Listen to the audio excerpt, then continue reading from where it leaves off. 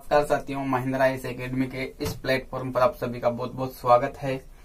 आप सभी लोगों का कमेंट अनुसार मैंने एनसीईआरटी बुक्स की शुरुआत की है सबसे पहले। और एनसीईआरटी बुक्स में मैंने सबसे पहले आपके इतिहास की शुरुआत की है, जिसके अंतर्गत आप लोगों ने कहा था कि सर पहले इतिहास पढ़ाइए हमें, ताकि इतिहास को एक क्रमबद्ध तरीके से हमें बिल्कुल आसानी से समझ में आए। तो वहीं से हम शुरुआत करेंगे इतिहास की, जो कि कक्षा 6 का पहला लेसन है। उसका नाम है हमारा अतीत। ठीक है, क्लास के लास्ट तक जरूर बने रहिए आप, क्योंकि आपको जो ये क्लास है वो बहुत ही यूजफुल होने वाली है। बिल्कुल साधारण है, क्योंकि एनसीईआरटी पढ़ने से पहले भी पढ़ चुकी है, इसलिए बिल्कुल आसान होगी। और जो नोट्स आपको दिए जाएंगे वो आपके जो ग्रुप है उसमें मैं नोट डाल दूंगा, और वहां से आप लोग एक काम कीजिए, जो मेरे नोट्स है उनमें से आप लोग नोट्स बनाइए। आपके स्वयं के होने चाहिए, जो कि उनमें से भी कुछ इम्पोर्टेंट चीजें हैं वो आप छांट के अलग से लिखें, ताकि जो आपका प्री में एग्जाम होता है उसके अंदर जो क्वेश्चन उठते हैं अधिकतर वह यहीं से उठते हैं। तो इन्हीं की अपन चर्चा करेंगे। ठीक है, मेंस एग्जाम के लिए भी राइटिंग जो सिलेबस है वो भी आपका कवर हो जाएगा इसी के दौरान। ठीक है, चलिए सबसे पहले हम बात करते हैं, हमारा अतीत लेसन है आज का। उसकी अगर बात करें तो उसका जो पहला टॉपिक है वो आपका इतिहास के स्रोत है। दूसरा आपका टॉपिक है पुरातात्विक स्रोत है। तीसरा आपका साहित्यिक स्रोत है। चौथा आपका वंशावली है। ठीक है, पांचवा की अगर बात करें तो पूरा लिखे एवं विदेशी जो यात्रियों के जो ग्रंथ है जिसमें भारत का वर्णन मिलता है उनकी हम चर्चा करेंगे। ठीक है, आपका अगला जो टॉपिक है वह पूर्व ऐतिहासिक काल का मानव। ठीक है, उसके बाद में अगला आपका टॉपिक है स्थायी जीवन का आरंभ। मानव का जो स्थायी जीवन है उसका आरंभ कहां से होता है इसके बारे में जानेंगे। और आपके सिंधु घाटी सरस्वती यानी सिंधु और सरस्वती सभ्यता के बारे में जानेंगे। ठीक है, सिंधु सरस्वती सभ्यता के प्रमुख स्थलों के बारे में जानेंगे, और सिंधु सरस्वती सभ्यता के जो नगर नियोजन जो थे उनके बारे में चर्चा करेंगे। उसके बाद में आपके सिंधु सरस्वती सभ्यता की जो पूर्व यानी कि पुरानी जो विशेषताएं थी उनके बारे में चर्चा करेंगे। और सिंधु सरस्वती का लुप्त होने का कारण, जो आपकी ये सभ्यताएं थी इसका लुप्त होने का क्या कारण था उनकी चर्चा करेंगे। और आगे एक टॉपिक इसमें बहुत इंपॉर्टेंट है, जो कि सिंधु सभ्यता के समकालीन विश्व की जो सभ्यताएं थी उनका भी अध्ययन करेंगे। ठीक है, और कुछ आपके राजस्थान के जो प्रमुख पुरातात्विक स्थल है उन्हीं की भी अपन चर्चा करेंगे इस क्लास में। ठीक है, सबसे पहले हम बात करेंगे इतिहास के स्रोतों की। ठीक है, आपका पहला टॉपिक है इतिहास के स्रोत। ठीक है, इसी के अंतर्गत अगर अपन बात करें तो आपका है इतिहास के स्रोत के बारे में हम जानते हैं। जो हमारा अतीत है यानी कि जो हमारा इतिहास है वह अथक ज्ञान का भंडार है। तो देखिए, इसके अंदर आपको जो है खुदाई से जो प्राप्त साक्ष्य मिले हैं उसी के आधार पर हम अनुमान लगा सकते हैं कि इतिहास की शुरुआत कहां से हुई होगी। ठीक है, उसमें आपको मिले हैं, अगर खुदाई के दौरान अगर बात करें तो आपको उसमें साक्ष्य मिले हैं, आपको सिक्के मिले हैं। ठीक है, कुछ सिक्के मिले हैं और कुछ आपको बर्तन मिले हैं, पत्थर के औजार मिले हैं। ठीक है, पत्थर के औजार और कुछ बर्तन मिले हैं। ठीक है, और आपको कुछ इसी प्रकार से कुछ जो मूर्तियां हैं वो भी मिली है। ठीक है, मूर्तियां मिली है आपको, और इसी प्रकार से अन्य चीजें जो आपको खोजने पर जो मिली है वह इसी का साक्ष्य है। यानी कि जो इतिहास का जो स्रोत है वह इसी को कहा जाता है कि जो चीजें खोजी गई है वो अपन को वास्तव में जो चीजें प्राप्त की गई है उसका जिक्र होता है इतिहास के स्रोत के अंदर। ठीक है, उसके बाद में आपका दूसरा टॉपिक है पुरातात्विक स्रोत। इसकी बात करें, पुरातात्विक स्रोत की अगर आप बात करें तो जो आपका पुरातात्विक स्रोत किसे कहते हैं, सबसे पहले ये जानिए आप लोग पुरातात्विक स्रोत किसे कहते हैं, है ना। ठीक है, तो देखिए पुरातात्विक स्रोत है जो कि पुराने और पुरातात्विक द्वारा जो इकट्ठे किए गए जो साक्ष्य हैं उनको पुरातात्विक स्रोत कहते हैं। यानी कि जो पुराने खुदाई के दौरान जो अपन को साक्ष्य मिले हैं, जैसे सिक्के हैं, बर्तन हैं, पत्थर के औजार हैं और अन्य भी जैसे भी मूर्तियां हैं, जैसे अनेक चीजें मिली है, उसको आप पुरातात्विक स्रोत के नाम से जान सकते हैं। ठीक है, आगे अपन चर्चा करते हैं साहित्यिक स्रोत की। अगर अपन बात करें यानी कि जो पूर्व यानी कि जो प्राचीन काल था उसमें अगर अपन को साहित्य का कोई स्रोत मिला है तो उसकी बात करें। पहले सबसे पहले जानेंगे साहित्यिक स्रोत होता क्या है।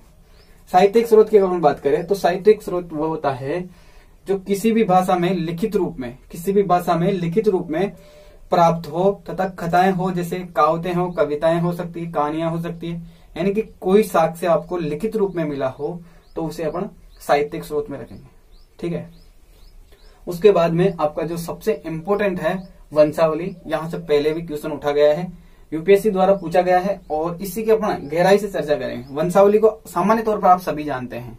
वंशावली का मतलब क्या होता है? देखिए, वंशावली का मतलब होता है कि आपकी जो समाज है, आपकी जो परिवार है, यानी कि सामाजिक दायरे से अपन देखें तो एक पर्टिकुलर जो समाज होती है, जैसे कहीं कोई भी जाति ले लीजिए या समाज ले लीजिए अपना, उसका एक व्यक्ति होता है, एक व्यक्ति है, एक परिवार आप उसे कह सकते हैं।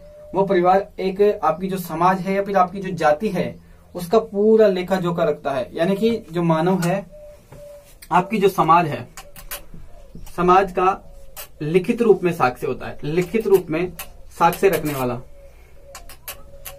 लिखित रूप में साक्ष्य रखता है। यानी कि उसको आप अलग अलग नाम दे सकते हैं। समाज का एक परिवार आप उसको कह सकते हैं, जैसे, ठीक है, उसको अलग अलग नाम से जानते हैं। जो ये व्यक्ति होता है, यानी कि जो ये परिवार होता है, एक परिवार समाज ने बांट दिया है कि वो जो आपका समाज है उसका लेखाकार रखेगा। यानी कि वंशावली जो जानकारी है वह इस व्यक्ति के पास में रहेगी। ठीक है, इस व्यक्ति के ऊपर चर्चा करें तो इसको अनेक नामों से जाना जाता है, क्योंकि जो ये व्यक्ति है, आप लोग सामान्य तौर पर इसको जागा कह सकते हैं, जिसके बाद आप सभी के पास होगा। यानी कि आपकी जो समाज है उनके अंदर आप सभी के होंगे वो लोग, जो कि आपको कभी कभी समय अंतराल, यानी कि वो हर वर्ष नहीं आते, लेकिन कभी कभी समय के अंतराल आते हैं और वो ये पूछते हैं आप लोगों से कि किसका विवाह कहाँ पर हुआ और कहाँ से यहाँ पर वधु आई है और कहाँ पर किसकी शादी किसके साथ हुई है, उन सबका वो लेखा जोखा रखता है। ठीक है, उसको बोलते हैं सामान्य रूप से जागा बोलते हैं और राव बोलते हैं, भट्ट बोलते हैं। देखिए, इनके उपनामों की अगर अपन बात करें तो कहीं जगह पर इनको जो आपके राव बोले जाते हैं, भट्ट बोले जाते हैं, राव है और भट्ट है, और भी कई नाम है इनके, जैसे कि आपके जागा है। ठीक है, जागा भी इनको ही बोला जाता है। और कई जैसे कई जातियां होती है और कई जगह हेलवा भी बोला जाता है इनको, और कहीं जगह इनको जो आपके हैं वो पंजीकरण करने वाले भी बोले जाते हैं। ठीक है, पंजीकरण करने वाले भी बोले जाते हैं, और कई जगह इनको पंडे भी बोले जाते हैं, जो कि आप लोगों ने कभी देखा होगा। इसकी अगर पर चर्चा करें इस व्यक्ति की, तो इसका एक काम होता है कि आप कभी भी जैसे आपके कोई परिवार में कोई बुजुर्ग लोग जो अगर उसकी मृत्यु हो जाती है, उसके बाद में उसका देहांत हो जाता है, उसी के बाद में आप उसकी जो अस्थियां बचती है उनको आप गंगा में या कहीं पर भी आप जिस भी घाट पर आप उनको प्रवाहित मतलब वाहित करने जाते हैं, तो उस वक्त आपके यहाँ पर कुछ विशेष लोग होते हैं जो कि उसका जिक्र यानी कि उसके बारे में लिखते हैं। वहां पर उस व्यक्ति का नाम, उसकी दिनांक लिखी जाती है, ताकि आने वाले समय में लोगों को पता चल सके। और सबसे पहले सबसे अच्छा जो इतिहास का जो स्रोत माना जाता है लिखित, वह इन्हीं लोगों के पास माना जाता है, क्योंकि जो वंशावली होती है, जो आपकी वंशावली जो व्यक्ति होते हैं, वंश की जो जानकारी मिलती है अपन को, वह इन्हीं लोगों द्वारा मिलती है, क्योंकि इनके पास सब साक्ष्य होते हैं। कभी अगर आप सामान्य रूप से इसको समझने की कोशिश कीजिए, जैसे अगर आपके घर पर आपके जो बुजुर्ग लोग हैं उनसे बात कीजिए कभी इसके बारे में कि अपने जो पीढ़ी है उसका जो लेखा जोखा का कार्य रखता है वो कौन व्यक्ति रखता है, वो कब आता है, उससे आप चर्चा कीजिए। आपके जो पिताजी हैं, उनके पिताजी और उनके पिताजी और उनके पिताजी का भी अगर आप इतिहास जानना चाहें तो वहां से देख सकते हैं, क्योंकि जो ये वंशावली होती है बहुत इंपॉर्टेंट है इतिहास के स्वरूप से। ठीक है, इसकी अपन चर्चा कर लिए सामान्य रूप से। इसके बाद में आपकी जो है इसके बाद में आपका होगा पूर्व लेख एवं विदेशी यात्री, यानी कि जो विदेशी यात्रियों के द्वारा भारत के बारे में जो कहा गया है उनका भी वर्णन हम करेंगे। ठीक है, भारत की जो जानकारी है वो लिखित रूप से आपको 2 ग्रंथों में मिलती है। जैसे कि आपका जो पहला ग्रंथ है वो मेगास्थनीज की जो बुक है उसमें मिलता है। ठीक है, मेगास्थनीज की, और एक बुक और है उसका नाम है शायद आपका एनी सिंगो की बुक में भी आपका जो भारत है उसका वर्णन मिलता है। तो वहां से जो विदेशी यात्री थे ये 2, इन्होंने ये बुक लिखी थी। इसकी भी अपन आगे विस्तार से बहुत अच्छे से चर्चा करेंगे, क्योंकि जो आगे आने वाला जो लेसन है उसमें इसका बहुत अच्छे से विस्तार दिया गया है। केवल यहाँ पर इन्हें सामान्य रूप से नाम दिए हैं केवल 2 पुस्तकों के। ठीक है, इसके बाद में आपका आता है पूर्व ऐतिहासिक काल का मानव। देखिए, पूर्व ऐतिहासिक काल के मानव की अगर अपन बात करें तो उस समय मनुष्य जन्म से लेकर लिपि के विकास तक का जो काल होता है, मनुष्य का जो जन्म होता है, यानी कि जो आपके पूर्वजों की अगर अपन बात करें सबसे पहले, तो जैसे पूर्वज है वह कुछ समय पहले वानर के रूप में पेड़ों पर रहा करते थे। प्रकृति से वो काफी डरे हुए थे। कुछ समय बाद वो प्रकृति के साथ में मिलकर रहने लगे और प्रकृति पर जैसे वो धरातल पर आए, उनकी जो पहले वो 4 हाथ पैरों पर चला करते थे और उसके बाद में धीरे धीरे उनकी रीढ़ की हड्डी सीधी हुई, यानी कि सीधी हुई, और उसके बाद में आज अपन जो मानव है उसका रूप लिए। ठीक है, उसी प्रकार से उसी की चर्चा करते हैं कि जब मानव का जन्म हुआ वहां से लेकर जो लिपि, यानी जब तक व्यक्ति पढ़ना और लिखना नहीं सीखा, उस वक्त का जो काल है उसको अपन बोलते हैं प्रागैतिहासिक काल। उससे पहले का काल उसको बोलते हैं प्रागैतिहासिक काल। ठीक है, प्रागैतिहासिक काल की ये पूर्व ऐतिहासिक काल की अगर बात करें, इसके आगे पूर्व ऐतिहासिक काल लगा हुआ है, यानी कि पहले का इतिहास की बात करें, जहां पर व्यक्ति पढ़ना लिखना नहीं सीखा था, उससे पहले का, मानव से उद्भव से लेकर, उसको ऐतिहासिक काल कहा जाता है। ठीक है, देखिए इसी की बात करें, यानी कि करोड़ों वर्ष पहले, देखिए इसी की चर्चा करते हैं सबसे पहले ना। करोड़ों वर्ष पहले क्या हुआ, पृथ्वी की उत्पत्ति हुई। ठीक है, करोड़ों वर्ष पहले पृथ्वी की क्या हुई, उत्पत्ति हुई। ठीक है, पृथ्वी की उत्पत्ति हुई। उसी दौरान देखिए मनुष्य की उत्पत्ति की अगर अपन साक्ष्य की बात करें तो सामान्य रूप से 40 लाख वर्ष माना जाता है। मनुष्य की अगर बात करें तो 40 लाख वर्ष पूर्व, जो पूर्व का जो समय है वह मिलता है। ठीक है, और उसी के बाद में अपन चर्चा करें तो देखिए विश्व में जो अनेक जगह है जहां पर, क्योंकि इसके साक्ष्य की इसलिए अपन बात कर सकते हैं 40 लाख वर्ष इसलिए कह सकते हैं कि जो मनुष्य की जो विश्व में कई जगह पर मनुष्य की जो खोपड़ियां मिली है, कई जगह हड्डियां मिली है, वह इसी साक्ष्य को अपन मानकर 40 लाख वर्ष पूर्व का मानव के उद्भव के बारे में कह सकते हैं। ठीक है, उसी के बाद में अगर अपन चर्चा करें तो आपका लगभग, यानी कि जो ये हड्डियां और खोपड़ियां जो मिली थी वो लगभग 1.5 लाख वर्ष पूर्व की थी और मानव का उद्भव 40 लाख वर्ष पहले से माना जाता है।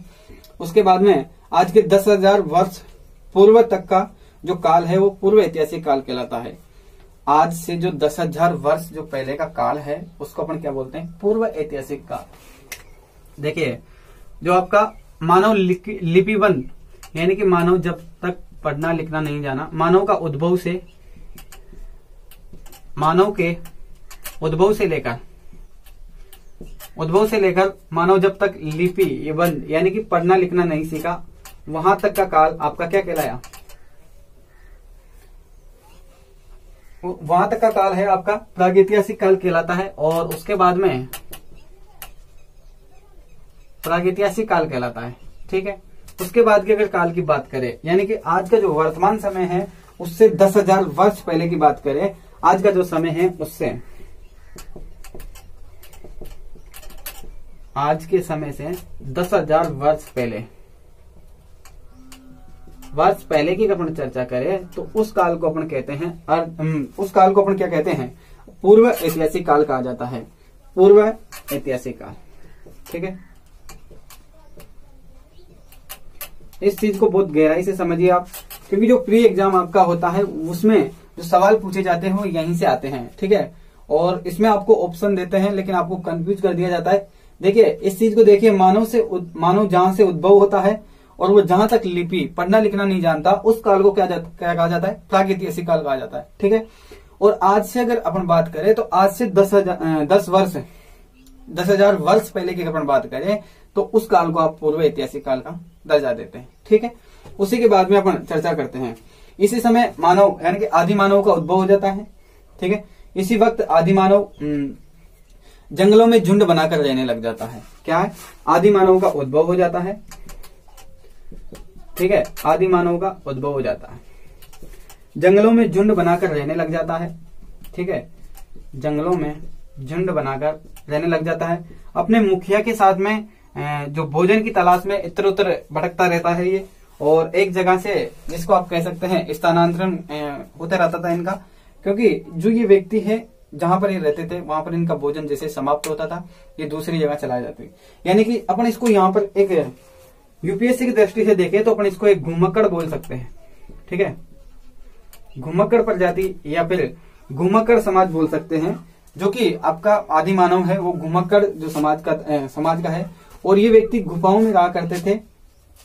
देखिए, सामान्य आप लोगों को नॉलेज होगी, लेकिन फिर भी मैं इसकी चर्चा कर लेता हूँ, क्योंकि जो एनसीईआरटी बुक्स पढ़ाने का जो मतलब है वो इसी तरीके से निकलेगा।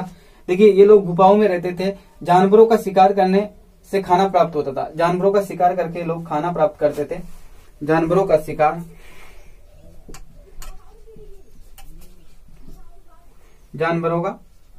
करते थे। क्या करते थे? शिकार कर भोजन प्राप्त करते थे। ठीक है, और आगे की अपन बात करें जैसे ना, ठीक है, और ये क्या, पत्थरों से आग जलाया करता था ये मानव। क्या करता था? पत्थरों से आग जलाता था। पत्थरों से ये आग जलाया करता था। पत्थर से आग जलाने का आविष्कार हो गया था। पत्थर से आग जलाने लग गया था यहाँ पर व्यक्ति। ठीक है, उसके बाद में ये अपनी सुरक्षा के लिए गुफा के दरवाजे पर आग जलाया करता था रात्रि के समय। ठीक है, अपनी सुरक्षा करना मतलब अपनी सुरक्षा के बारे में ये जानने लग गया था। ठीक है, दरवाजे पर क्या लगाता था? आग। रात्रि के समय दरवाजे पर ये आग जलाकर सोते थे, ताकि कोई भी जंगली जानवर इनके पास यानी कि इनके गुफा में प्रवेश ना कर सके, इसलिए। ठीक है, उसके बाद की अपन बात करें, देखिए, इस समय आते आते पत्थरों के औजारों का उपयोग होने लग गया था। आग जलाना मानव ने, जो आदि मानव है, उसने पत्थर से सीखा, और इसी युग में इन्होंने पत्थरों से हथियार बनाना प्रारंभ कर दिए थे। पत्थरों के औजार जो साक्ष्य के रूप में मिले हैं वह यही है कि पत्थरों के औजार बनाने इन्होंने शुरू कर दिए थे। और इसीलिए इस काल को अपन बोल सकते हैं पाषाण काल भी बोल सकते हैं इसको, जैसे, क्योंकि यूपीएससी में जो क्वेश्चन पूछा जाता है वो इसी प्रकार से आता है। पाषाण काल का भी अपन इसको नाम देते हैं, क्योंकि इतिहास की दृष्टि से हमने देखे तो इसको पाषाण काल कहा जाता है। अगर पाषाण काल की बात करें तो पाषाण काल अक्सर देखिए यूपीएससी के अंदर जो सवाल पूछा जाता है वो बिल्कुल साधारण नहीं होता। वह सवाल बिल्कुल साधारण नहीं होता, क्योंकि वो घुमा फिरा के जो सवाल पूछा जाता है वो आप लोगों से ये पूछा जाएगा। देखिए, पाषाण काल की बात करें, अपन ने पूर्व ऐतिहासिक काल के अंदर अपन ने पढ़ा, पहले जो कहा गया, यानी कि जो मानव लिखना नहीं जानता था, पढ़ना नहीं जान सकता, उसको प्रागैतिहासिक काल नाम दिया गया। और आज से जो 10,000 वर्ष पहले की बात करें तो उसको आपने पूर्व ऐतिहासिक काल नाम दे दिया। और यहाँ पर आते आते मानव ने पाषाण काल यानी कि पत्र का उपयोग करने के कारण से पाषाण काल नाम दे दिया गया। ठीक है, इसी प्रकार से जो इतिहास के नाम है, जो काल के नाम है, उनको बिल्कुल इंपोर्टेंट है और इनको बिल्कुल याद रखिए आप लोग। ठीक है, और इसके बाद में अपन चर्चा करते हैं। ठीक है, इस पर आदि मानव घुमक्कड़ जीवन जीने लग गया था इस वक्त, क्योंकि एक स्थान पर भोजन खत्म हो जाता था और दूसरे स्थान पर जाना पड़ता था इन लोगों को। ठीक है, इसके बाद में छोटे छोटे समूह में रहना प्रारंभ कर दिया और धीरे धीरे ये नगरों और गांवों के रूप में बसना प्रारंभ हो जाते हैं और भोजन की तलाश में इधर उधर भटकना धीरे धीरे बंद करते हैं। यानी कि उस समय को अपन क्या कहेंगे, बाद में धीरे धीरे पत्थरों के औजार से ये लकड़ी, धीरे धीरे मानव को पता चला, इनको पता चला कि जो पत्थर है, देखिए सबसे पहले अपन कल्पना कर लेते हैं ना, जैसे ये लोग नदी के किनारे रहा करते थे। ठीक है, नदियों के किनारे इसलिए रहा करते थे कि जहां पर इनको पानी की जो व्यवस्था है वहां पर उचित मिलती है, वहीं पर मानव का विकास यानी कि मानव का जो जीवन है वो वहीं पर संभव माना जा सकता है। क्योंकि अगर ये देखिए नदी के किनारे रहा करते होंगे, नदी के जो पानी है उनके बहाव की दृष्टि से कोई पत्थर उठाया होगा, किसी को पत्थर मिला होगा, जैसे कोई पत्थर है ऐसा। ठीक है, किसी कारणवश इसमें कोई पत्थर के अंदर कोई जीवाणु लग गया और यहां से इसमें अगर छिद्र हो गया होगा तो ये मानव, जैसे आदि मानव गया तो ये घुमक्कड़ जाती थी, यानी कि घूमते रहते थे। तो इन्होंने देखा होगा कि यहाँ पर जो ये पत्थर है इसके छेद हैं, तो इन्होंने परिकल्पना की होगी कि एक लकड़ी का जो डंडा है उसको उठाया होगा और इसके जो छिद्र है इसमें डाल देने के बाद में इन्होंने इससे कुछ उपयोग करना शुरू कर दिया। जैसे इन्होंने किसी के मारी होगी, यानी कि किसी भी चीज के अगर इन्होंने घातक पहुंचाया होगा तो इनको बहुत आसान लगा, क्योंकि एक तो अपन हाथ से मारे और एक अपन किसी के सहारे से मारे तो अपन को आसान होता है सहारे से मारना। तो इन लोगों को यहीं से प्रारंभ हुआ कि जो लकड़ी है वह पत्थर के साथ में जोड़कर आसानी से शिकार किया जा सकता है, या फिर आसानी से जो इनका जीवन है वो धीरे धीरे परिवर्तन हो गया, अपन एक तरीके से ये भी कह सकते हैं। ठीक है, इसके बाद में आपका क्वेश्चन था स्थायी जीवन आरंभ। अब आता है स्थायी जीवन कहाँ से प्रारंभ होता है इनका। ठीक है, स्थायी जीवन की अगर अपन बात करें तो देखिए, मानव अपने आसपास की वस्तुओं के बारे में जानने लग गया था। पाषाण काल के आते आते मानव जो अपने आसपास की जो चीजें थी उनके बारे में जानने लग गया था। पत्र, अभी चर्चा की अपन ने, जैसे पत्र था, पत्थर से लकड़ी का जो बांसा इसको अपन बोलते हैं वो लगाकर इन्होंने कुछ प्रयोग करना शुरू किए। उसके बाद में इन्होंने मतलब अपने आसपास की जो भी चीजें थी उनके बारे में जानकारी प्राप्त हो गई थी। उसके बाद में प्रारंभ में मनुष्य कपड़ा, इनको जो प्रारंभिक जो जीवन था इसमें मनुष्य का कपड़ा पहनने का ज्ञान नहीं थे। ये उस वक्त की बात है जब मानव सर्दी से बचने के लिए, सबसे पहले मानव सर्दी से बचने के लिए, जो आदि मानव था वो सर्दी से बचने के लिए अपने जो शरीर है उस पर जो पत्ते या छाल जो पेड़ की होती है या फिर जानवर की जो खाल होती है उसी से अपना शरीर का बचाव करता था सर्दी से। और वही धीरे धीरे एक जो अपने जो आज अपन कपड़े पहनते हैं, यानी कि इसी प्रकार से वो एक कपड़े का ज्ञान नहीं था इन लोगों को, लेकिन सर्दी से बचाव करने के लिए इन चीजों का उपयोग करते थे। तो धीरे धीरे इनको लगा कि क्यों ना शरीर को बचाने के लिए इन चीजों को कंटिन्यू रखा जाए। और ये जैसे जैसे मौसम परिवर्तन होते रहे उसी प्रकार से ये लोग ढलते गए और बिल्कुल एक सभ्य समाज की ओर इन लोगों की शुरुआत होने लगी। ठीक है, आगे अपन चर्चा करते हैं। तो बाद में जानवरों को पालने भी लग गए। यहाँ पर स्थायी जीवन के बाद में ये लोग पाषाण यहाँ पर आते आते इन लोगों ने आरंभिक जीवन की बात करें तो यहाँ पर इन लोगों ने आकर जो जानवर है उनको पालने लग गए और खेती करने का भी, यानी कि पेड़ उगाने का भी इन्होंने जो प्रारंभ है वो कर दिया यहाँ पर आके। यानी कि कहने का मतलब अपन कह सकते हैं जैसे इन्होंने परिकल्पना की होगी कि इन्होंने कभी बेर खाया होगा। देखिए, सबसे पहले अपन परिकल्पना कर लेते हैं क्योंकि उसी काल में चल के अपन इतिहास को समझते हैं। देखिए, सामान्य रूप से अपन देखते हैं जैसे कि इन्होंने बेर खाया होगा। जब इन्होंने बेर खाकर अगर उसकी जो गुठली होती है अंदर की, उसको अगर इन्होंने उसी जगह डाल दिया जहां पर खाया, और कुछ समय बाद यहाँ पर मानव का जो मस्तिष्क था उसका विकास होने प्रारंभ हो गया था, तो इनको यादाश्त भी रहने लगे, यानी कि याद रहने लग गया। तो इन्होंने देखा कि अपन ने कुछ समय पहले यहाँ पर कुछ खाया था और कुछ यहाँ पर डाल दिया था, उसका आज ये पेड़ निकल गया। तो क्यों ना मैं यहाँ पर रुककर एक स्थायी जगह रुककर कुछ समय के लिए इसका इंतजार करूं और जो जिस चीज की इसको जरूरत थी उसका मैं इंतजार करूं और कुछ समय पश्चात मैं अपना भरण पोषण यहीं से कर लूं। यानी कि घुमक्कड़ जो जीवन था वो समाप्त होने की कगार पर था इस समय। ठीक है, आगे अपन बात करते हैं। ठीक है, जिस पर उनका घुमक्कड़ जीवन समाप्त हो गया, कहने का मतलब यहाँ आते आते जिन्होंने इसे परिकल्पना की उसके बाद में इन्होंने कृषि कराना प्रारंभ कर दिया धीरे धीरे। ठीक है, उसके बाद में आपके जो जानवर थे उनको भी इन्होंने पालना शुरू कर दिया, यानी कि जानवरों से इनकी मित्रता हो गई। जैसे आपका मित्रता का मतलब ये नहीं है कि शेर से मित्रता कर ले, ठीक है, मतलब यह है कि मित्रता जैसे आप सामान्य रूप से जैसे भेड़ और कुत्ता, बकरी और भैंस, गाय आदि के जानवरों से इन्होंने मित्रता करना शुरू कर दी। और उसी के पश्चात इन्होंने, यानी कि मानव, आदि मानव और जानवर एक जगह इन्होंने उनको पालना शुरू किया। उनसे इनको कुछ प्राप्त हुआ जैसे दूध, दही या फिर खाल, मांस, जो भी प्राप्त हुआ इनसे इनको प्रॉफिट मिला। और उसी के बाद इन्होंने कृषि करना, उन्हें जो बड़े बड़े जानवर हुआ करते थे उन्हीं से इन्होंने जो अपना जीवन है उनका यापन करना बहुत सरल होने लगा धीरे धीरे, और अपनी जो आवश्यकता की जो पूर्ति थी वो ये लोग करने लगे। ठीक है, इसी के बाद अपन बात करते हैं इस काल में आते आते मानव का क्या हुआ, तांबे का विकास हो गया, तांबे का उद्भव हुआ। आदि मानव ने तांबे की खोज कर ली।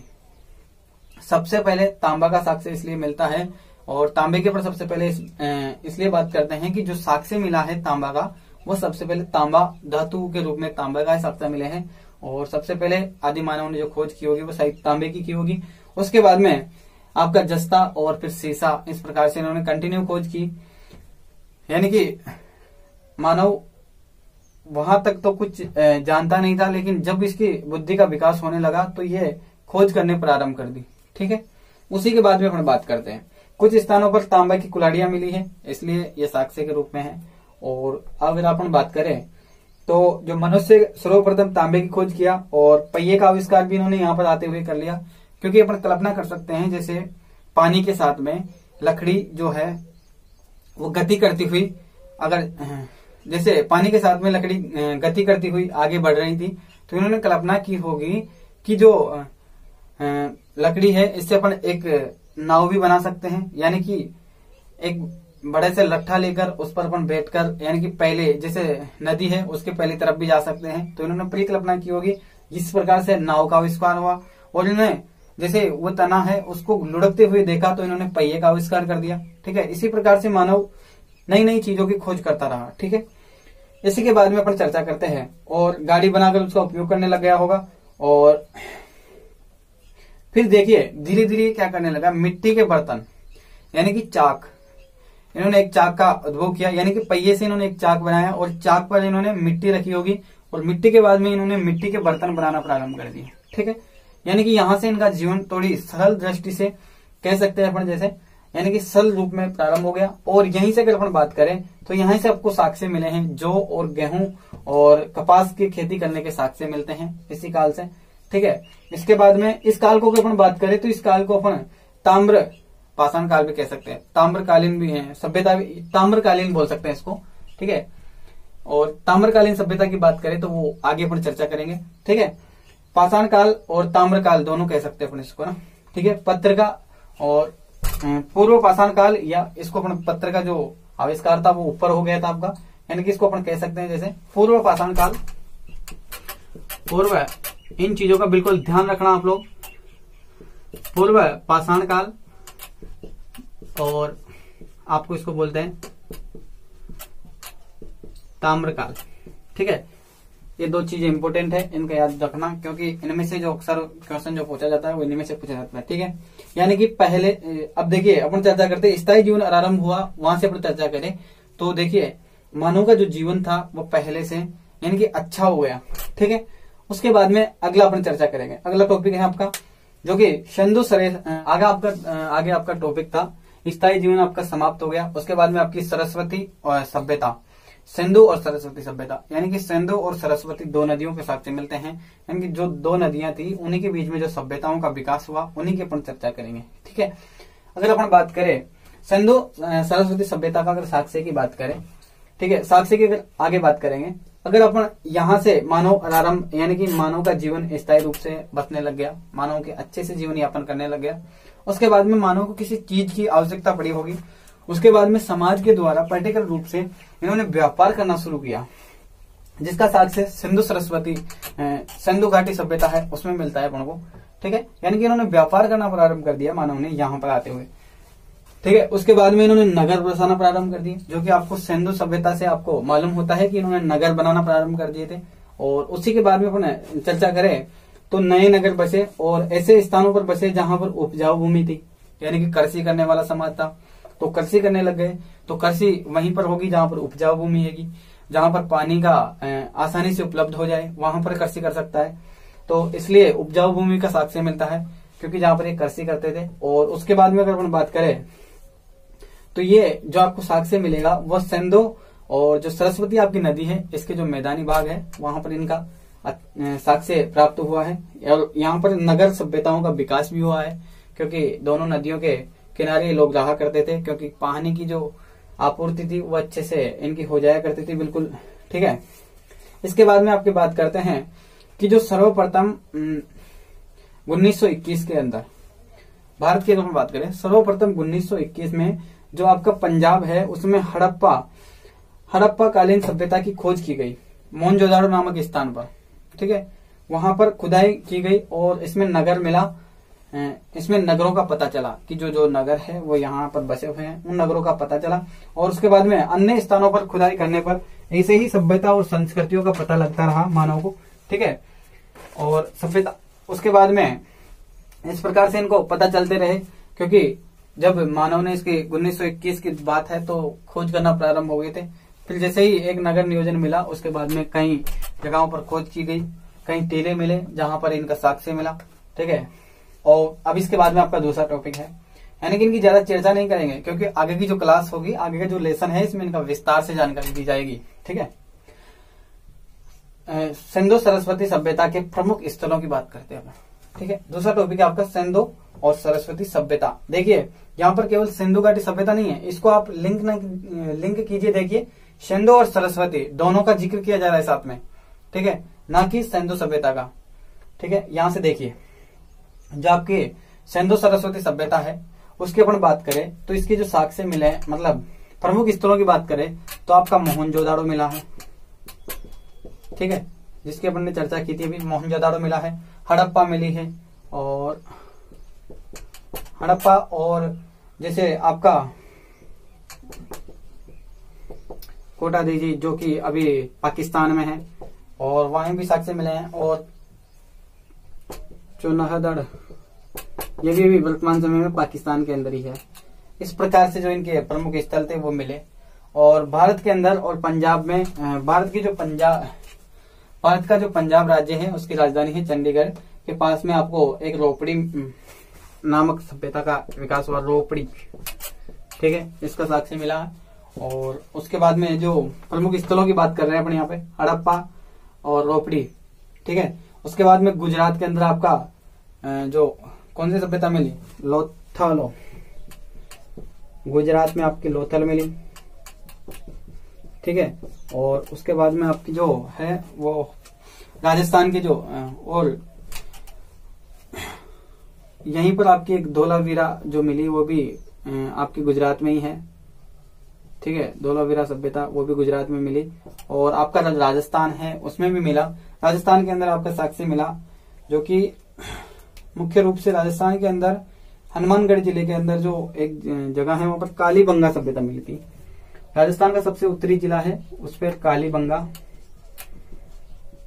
सभ्यता मिली है वहां पर। ठीक है, तो इस प्रकार से इसके प्रमुख स्थल थे।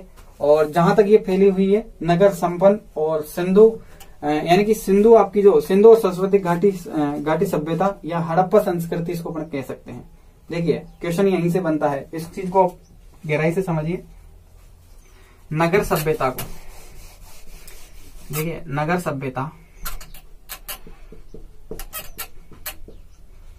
जो नगर सभ्यता है इसको अपन किस नाम से जानते हैं, सिंधु व सरस्वती सभ्यता। ठीक है, और आपका आगे अपन बात करें, जैसे देखिए नगर सभ्यता मिली, इसकी बात करें सिंधु व सरस्वती सभ्यता मिली। ठीक है, इसकी अगर अपन चर्चा करें तो यहाँ पर जो आपकी सरस्वती घाटी जो सभ्यता है यहाँ पर आपकी घाटी सभ्यता मिली।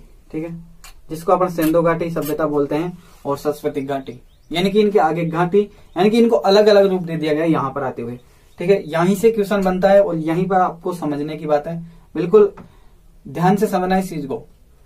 ठीक है, इसी के बाद में अगर अपन चर्चा करें तो इसको अपन हड़प्पा कालीन संस्कृतियां, यानी कि यहां से इनका विभाजन किया गया है, हड़प्पा कालीन, इसको अपन कह सकते हैं हड़प्पा कालीन सभ्यताएं। ठीक है, यहां से सभ्यताओं का अलग अलग विखंडन के रूप में अपन पढ़ने को मिलेगा, जो कि मैं आपको मानचित्र की सहायता से इतने आसानी से और इतने अच्छे से समझाऊंगा कि आप कभी भी कोई भी स्थान भूल नहीं पाएंगे। वो आपकी जो आगे की क्लास होगी उसमें उसकी चर्चा करेंगे। ठीक है, ये क्लास 6 की जो बुक है उसमें बिल्कुल सामान्य रूप से दिया हुआ है, तो उसी का अध्ययन करेंगे, क्योंकि अगर अपन उसका विस्तार से चर्चा करने लग गए तो काफी समय हो जाएगा और क्लास आपकी काफी लंबी हो जाएगी। ठीक है, और आप लोग इतने लंबे रुक भी नहीं पाते पढ़ाई के लिए, क्योंकि 10-15 मिनट या 20 मिनट से ज्यादा आप पढ़ाई नहीं कर सकते, क्लास नहीं ले सकते कंटिन्यू। और जो बच्चे क्लास लेते हैं कंटिन्यू वही बच्चे सफल होते हैं, कहने का मतलब। ठीक है, वो आपकी इच्छा है, आपके हिसाब से जहां भी जैसे भी क्लास लो उसे तैयारी कीजिए आप लोग। ठीक है, हड़प्पा के जो अवशेष मिले हैं आपके यहाँ पर। ठीक है, अपन बात कर रहे थे कहां पर, प्रमुख स्थलों तक आ गए थे अपन। ठीक है, सिंधु, बलूचिस्तान और पूर्व में आपके पश्चिम में पंजाब और उत्तर प्रदेश और गुजरात और उत्तरी राजस्थान में फैली हुई है ये सभ्यता। इसकी चर्चा अपन विस्तार से करेंगे, मानचित्र की सहायता से करेंगे। अभी आपको कुछ समझ में नहीं आएगा, एक सामान्य रूप पर आप याद कीजिए, सामान्य रूप से पढ़िए। सिंधु, ठीक है, बलूचिस्तान आपका, और पूर्व और पश्चिम में पंजाब है आपका, पूर्व और पश्चिम पंजाब, और जो आपका उत्तर प्रदेश है वो गुजरात और उत्तर राजस्थान के अंदर इसका विस्तार मिलता है, यानी जो इसके प्रमुख स्थल है ये यहाँ पर मिलते हैं।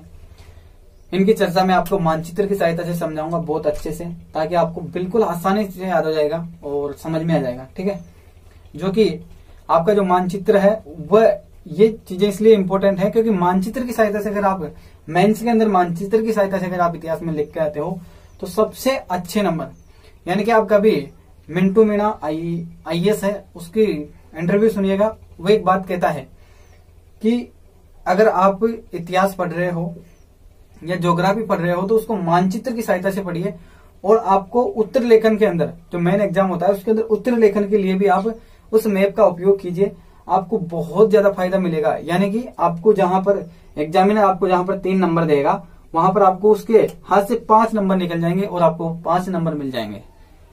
इतना फर्क पड़ता है क्योंकि मानचित्र की सहायता से अगर आप समझाओगे तो एग्जामिनर को लगेगा कि इसने काफी अच्छे से इसका अध्ययन किया है। ठीक है, इसलिए मैं मानचित्रों का अलग से अध्ययन करवाऊंगा, जो कि बिल्कुल इन सभी के जो प्राचीन मानचित्र है उन्हीं के आधार पर हम अध्ययन करेंगे। ठीक है, आज का जो भारत का वर्तमान स्वरूप है उसी के आधार पर नहीं, जो प्राचीन भारत का इतिहास से जहां पर भारत का जो मानचित्र है उसी के आधार पर हम इसकी शुरुआत करेंगे और वहीं से मानचित्र से पढ़ेंगे। ठीक है, उसके बाद में आपकी जो है, अगर अपने इस सभ्यताओं की बात करें, यानी कि इन सभ्य और इन स्थलों की बात करें, तो ये 2500 वर्ष पूर्व के हैं, यानी कि ईसा से भी 2500 वर्ष पूर्व के माने जाते हैं और वर्तमान से 4500 वर्ष पुराने माने जाते हैं। वर्तमान समय से 4500 वर्ष पुराने माने जाते हैं। ठीक है, और इसके बाद में आपका जो इम्पोर्टेंट है वह है सिंधु सरस्वती सभ्यता के नगर नियोजन। देखिए यहाँ भी अलग नहीं हुए, सिंधु घाटी सभ्यता और सरस्वती घाटी सभ्यता नहीं बोलेंगे आप लोग,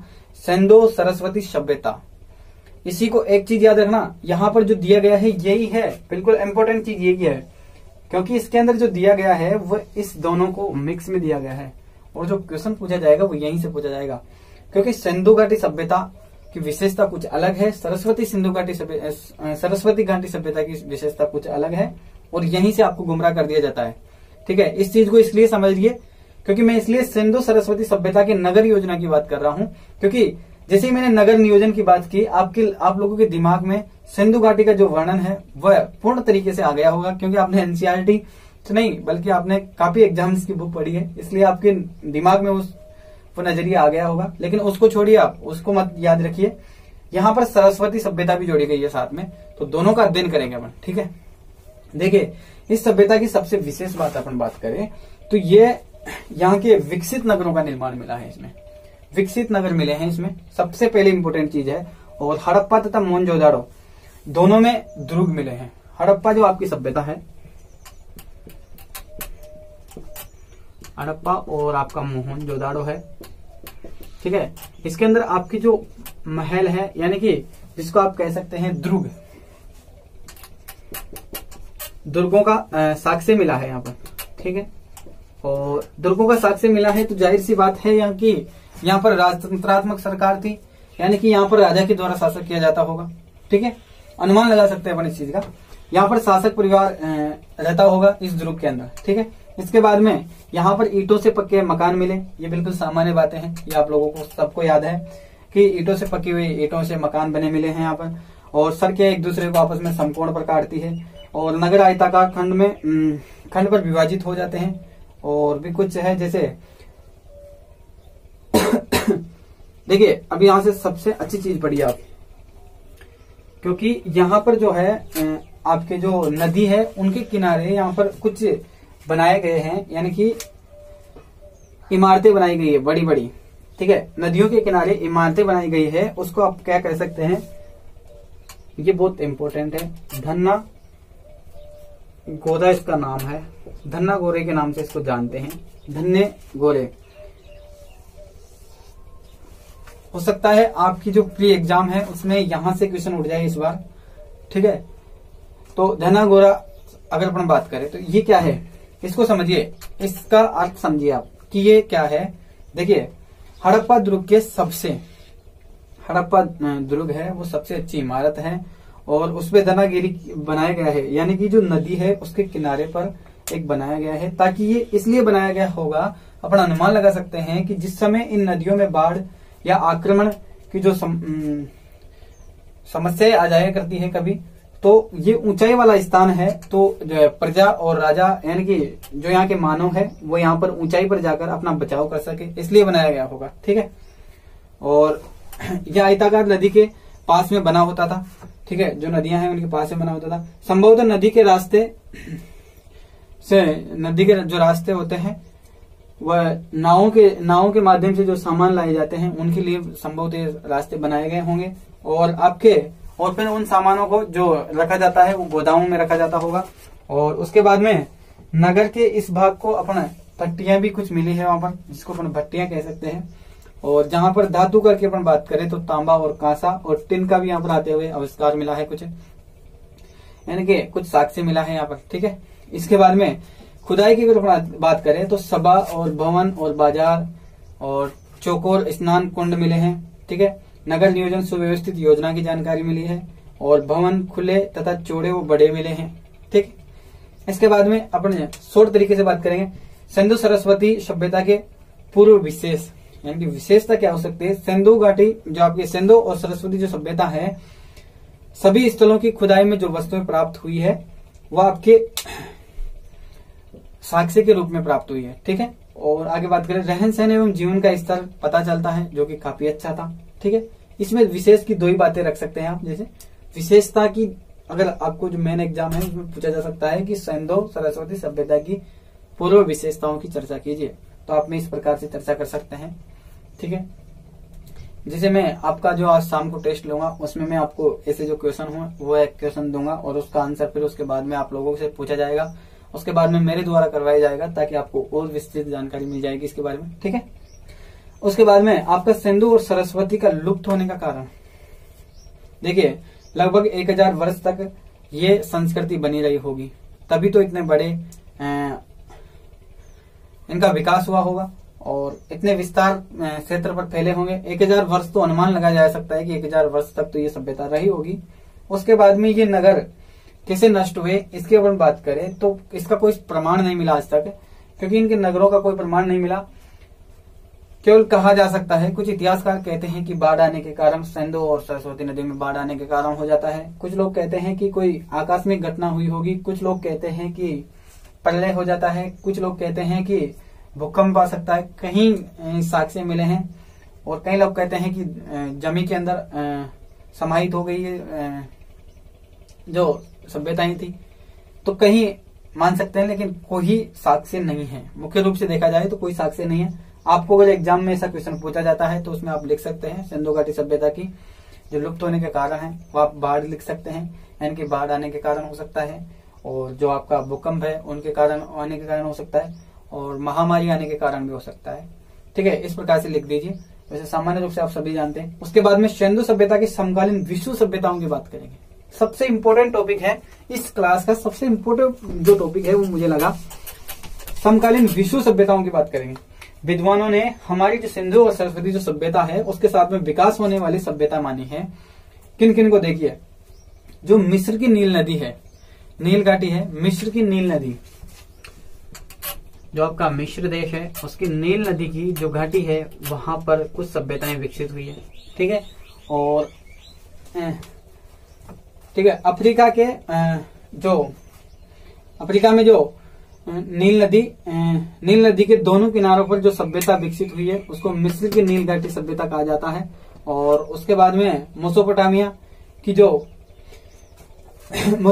अपन बात करें तो फर्रात सभ्यता वर्तमान में इराक के दुबई मेसोपोटामिया के स्थान पर दुजल और फर्रात नामक नदियों के भूभाग पर यह सभ्यता विकसित हुई है। मेसोपोटामिया दो नदियों के बीच में ये भी सभ्यता जो है वो विकसित हुई है। इन्हीं के काल की मानी जाती है सिंधु और सरस्वती सभ्यता की। ठीक है, और उसके बाद में अपन बात करें तो चीन की जो हवेंडो नदी है वहां पर भी कुछ सभ्यताओं का विकास हुआ था उसी वक्त।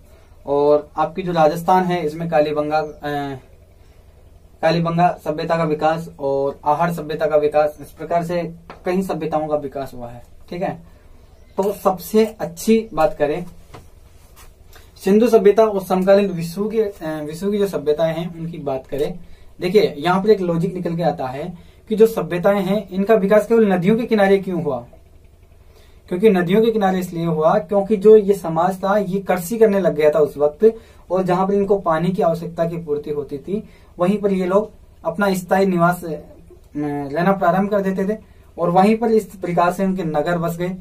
लेकिन इनका जो साक्ष्य की अपन बात करें कि ये नष्ट कैसे हुए, तो इनका आज तक कोई साक्ष्य नहीं मिला है। केवल इतना सा साक्ष्य मिलता है कि हो सकता है नदियों में बाढ़ आ गया हो। लेकिन यहां से अगर आप विश्व की बात करें, विश्व लेवल की अगर बात करते हैं, तो यहाँ पर एक लॉजिक निकल के आता है जो आपको बहुत गुमराह कर सकता है। ठीक है, लेकिन उस चीज पे आप ध्यान मत दीजिए। गुमराह करने वाला टॉपिक ये हो सकता है कि विश्व की जो सभ्यताएं होती है कंटिन्यू रूप से, जैसे अपन मान सकते हैं सिंधु और सरस्वती जो सभ्यता है इसके अंदर बाढ़ आ गया होगा, इस कारण से नष्ट हो गई होगी। लेकिन विश्व की सभी सभ्यताओं में तो बाढ़ नहीं आ सकता, कुछ तो कारण रहा होगा। तो ये विवादित विषय है, इस पे आप चर्चा नहीं कीजिए और ना इस पे ज्यादा सोचिए गौर से। केवल इतना ध्यान रखिए आप लोगों को कि इसकी जो सिंधु और सरस्वती जो सभ्यता है, इसकी जो समकालीन सभ्यताएं हैं वह मिस्र की जो नील नदी घाटी है उसके पास में है, मेसोपोटामिया है, और आपकी जो चीन की जो हेवंगो नदी है उसके किनारे पर जो सभ्यताएं विकसित हुई है उनका साक्ष्य मिलता है इन्हीं के समय। ठीक है, और आपका जो भारत है इसके अंदर राजस्थान के अंदर भी जो आपका हनुमानगढ़ जिला है इसके अंदर कालीबंगा और आहाड़ सभ्यता का जो है, उदयपुर की जो बेड़त नदी है उसके किनारे पर आहाड़ सभ्यता का विकास मिलता है। और जो आपकी कालीबंगा नामक सभ्यता है वो राजस्थान के जो हनुमानगढ़ जिले हैं उसमें मिलते हैं। ठीक है, जिसकी 1961 में खोज की थी। तो आज के अनुसार आपकी जो क्लास है वो समाप्त हो गई। यानी कि आज की जो क्लास में हमने पढ़ा है इतिहास के स्रोत, पुरातात्विक, साहित्यिक स्रोत, वंशावली, विदेशी यात्रियों की लेख और पूर्व ऐतिहासिक काल, स्थायी जीवन आधारंभ, सिंधु सरस्वती के बारे में संपूर्ण जानकारी। ठीक है, इस प्रकार से आज की जो आपकी क्लास है वो संपूर्ण हो गई है और जो आपकी आगे की क्लास है वो बहुत जल्दी कल आपको करवा दी जाएगी। और इसी प्रकार से अब आपका जो एग्जाम है, यानी कि जो एग्जाम जिसको अपन टेस्ट बोल सकते हैं, वो टेस्ट आप आज का जो टेस्ट है वो आपका है शाम को आपका 7 बजे के समथिंग आप लोगों को ग्रुप में मैसेज कर दिया जाएगा। वहां पर जो क्वेश्चन है वो दिए जाएंगे और ज्यादा समय नहीं लेंगे। 10 क्वेश्चन होंगे जिसमें से 7 ऑब्जेक्ट होंगे और 3 राइटिंग स्केल के होंगे। ठीक है, 3 राइटिंग स्केल के जिसमें आपको लिखना होगा और 7 ऑब्जेक्ट होंगे जिसमें आप लोगों को ऑब्जेक्ट पर टिक करना होगा। ठीक है, तो इसी प्रकार से अपन चर्चा करेंगे और उसके लिए ज्यादा समय नहीं दिया जाएगा आपको, या तो 20 मिनट का या 15 मिनट का समय रखा जाएगा। उसके बाद में आपकी जो कॉपी है वो आप लोग वहां पर पिक यानी कि फोटो खींच के आप ग्रुप में डाल दीजिए और वहां से मैं उसका आकलन कर लूंगा, ताकि जो बच्चा पढ़ने में इंटरेस्टेड है उसी का मैं उस ग्रुप में रखूंगा। अन्यथा जो बच्चे पढ़ने में इंटरेस्टेड नहीं है उन सबको बाहर करेंगे, ताकि आप लोगों का भी समय खराब ना हो और मेरा भी। क्योंकि जितने बच्चे जुड़ेंगे, जो पढ़ने वाले बच्चे हैं उनके साथ में पढ़ाने का आनंद कुछ अलग आता है, और जो पढ़ने वाले बच्चे नहीं हैं उनके साथ में पढ़ाने का कोई मतलब नहीं है। इसलिए आज की क्लास इतनी ही काफी है। ठीक है, धन्यवाद और आगे की अपन चर्चा करेंगे अगले